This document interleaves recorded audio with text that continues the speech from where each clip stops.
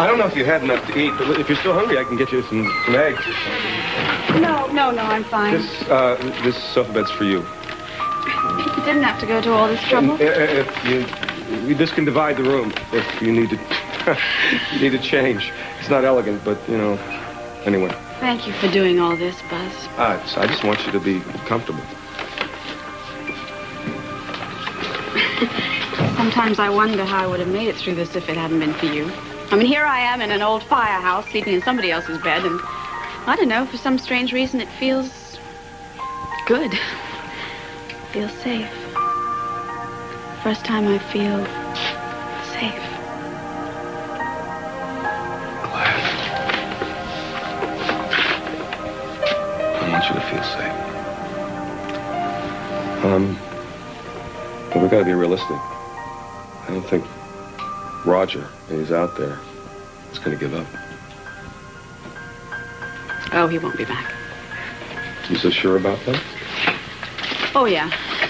Roger told me he was only out hiding to find out who tried to kill him. But he knows now, and he's still gone.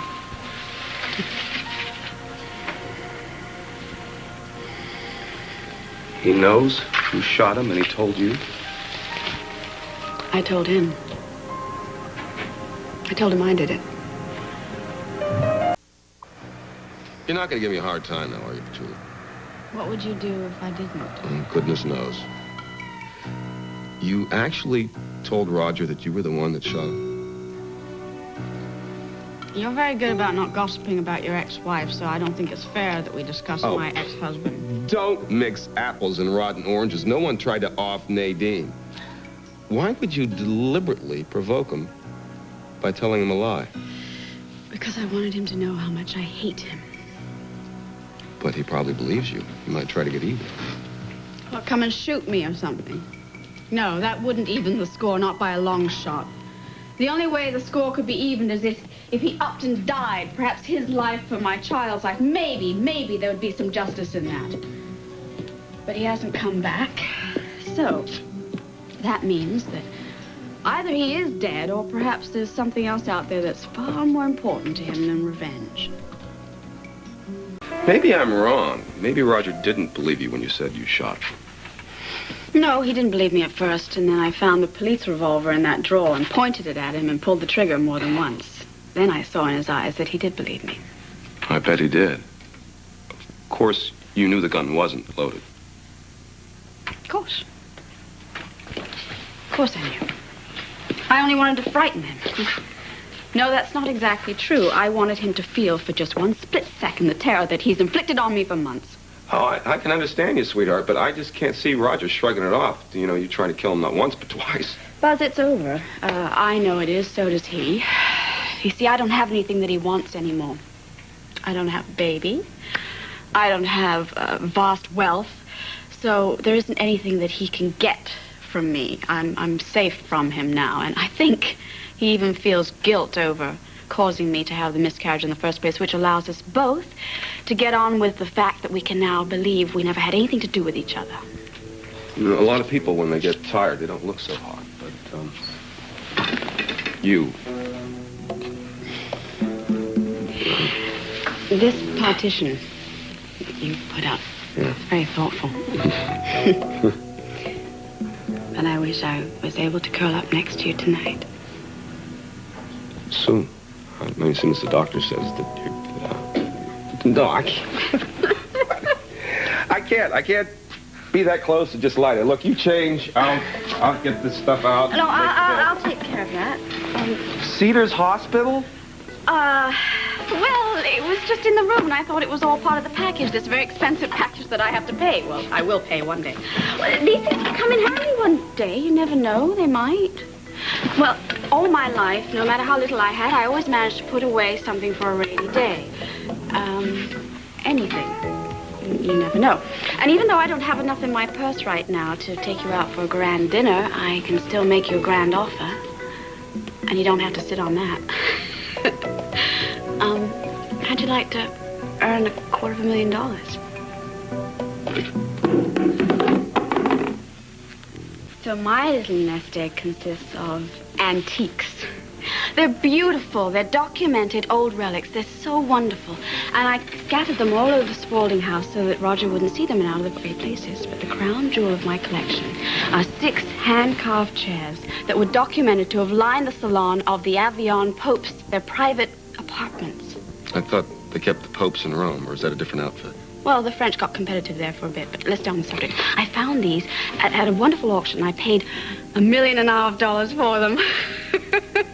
And then I hid them in the far reaches of the attic at Spaulding House. I don't think anybody's seen them, and even if they did, they wouldn't know what they're worth. So you're going to help me retrieve them? If you do, you can have one of the chairs. What do you say?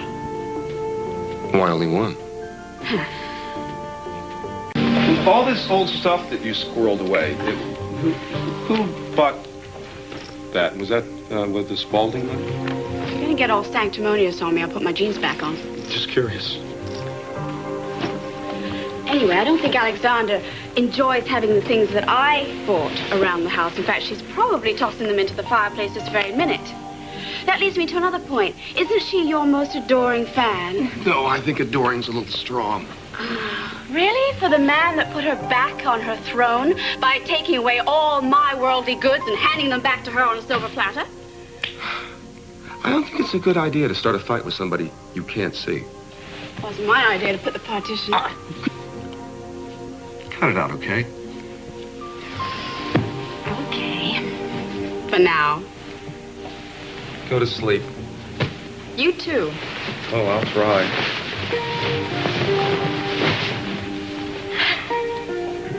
Thanks, Buzz. My pleasure.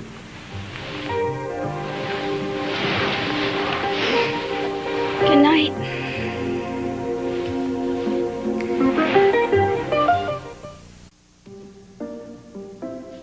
Good morning.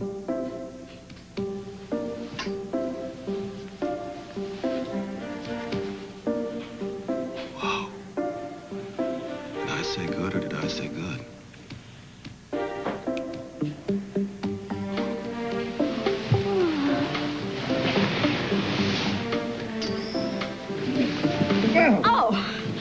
Oh, dear. Did I wake you up?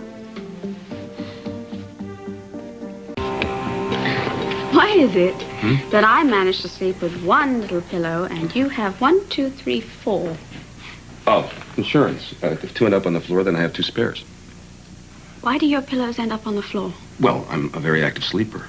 I have a rich dream life. Oh, how rich. Well, last night was beyond rich. Last night I had dreams that make you want to stay in bed for the rest of your life.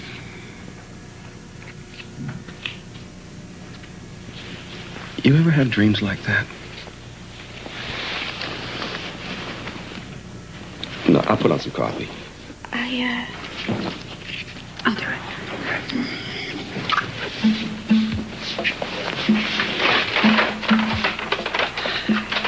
So, what are you gonna do today? Doctor think you should rest and stay in? Yeah, maybe another day or 2. But I'm feeling stronger. Much stronger. Good. That's good. That's good. I wish I could stay in all today, but I really ought to go check, the diner at some point. So. Oh, yes. Don't worry about me. I have so many plans for my new business. Oh, I forgot. I'm harboring a rabid new antique dealer. That's right. And the first order of business is to figure out where my seed money's going to come from. What do you mean? You said you got 6 chairs. If they're worth what they say you're worth, you just put an ad in the paper. Somebody buys the suckers, and you're sitting pretty. Were these for me? Yeah. Thank you. I really wouldn't be able to make good on the offer that I made last night, because I really shouldn't separate all those chairs. They should stay together. If I want to get the true worth, then I should be savvy about this. One doesn't get the right clientele by putting an ad in the newspaper. What does one do? Well, one needs to acquire a shop where they could be showcased, where the clients come by appointment only, and when they arrive, they're served tea out of a silver teapot, and there's Vivaldi playing in the background very softly. It sounds like it requires a hefty rent deposit. I wish I could give it to you. You don't have to. I know who I'm going to ask. Oh, Henry? No. Henry's done far too much for me. I'd much prefer to get it from somebody who really owes me. Like who? Alexander Spaulding. Oh, yeah, that sounds good. You steal her company, you marry her ex-husband, you're about to go up and sneak into her attic and take away pieces of furniture that you bought with her money. Yeah, why stop now? Hit her up for some seed money. I'm not going to hit her up. Nothing of the sort. You are.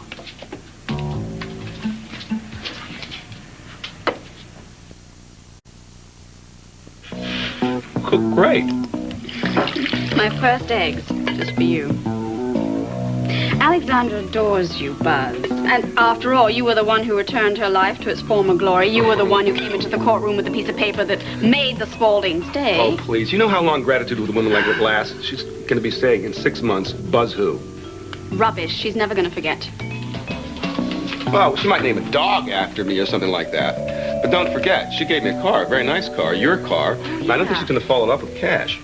Well, you never know till you try. I think that she'd be more than happy to give you a loan. But unless you would prefer not to help me. What do you mean by that? I'm not just asking for myself. I was wondering if maybe you'd like to go into a partnership. Me?